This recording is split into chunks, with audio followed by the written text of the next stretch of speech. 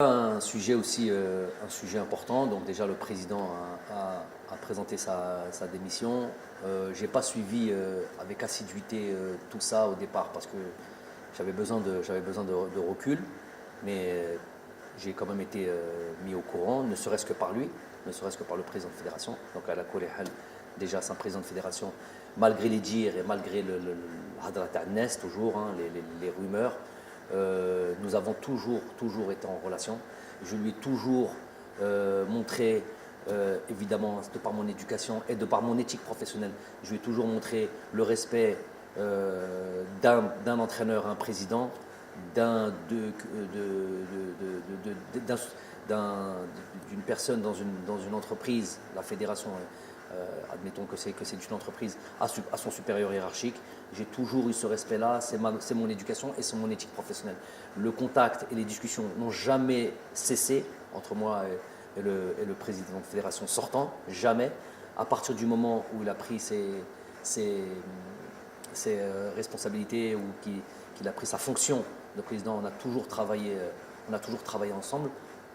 Malgré, on va être très clair et très sincère là-dessus, malgré le fait, et il l'admettra lui-même, que d'un point de vue footballistique, et c'est peut-être pas ce qu'on demande en priorité à un président, malgré sur l'aspect footballistique, il y avait évidemment pas une divergence, non, pas une divergence, mais un écart de connaissances, peut-être de compétences sur l'aspect footballistique pur.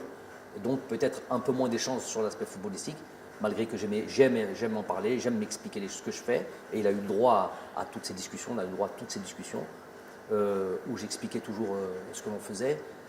Mais voilà, en retour, évidemment, si on veut créer, si on veut comparer par exemple au président que j'avais avant, qui était M.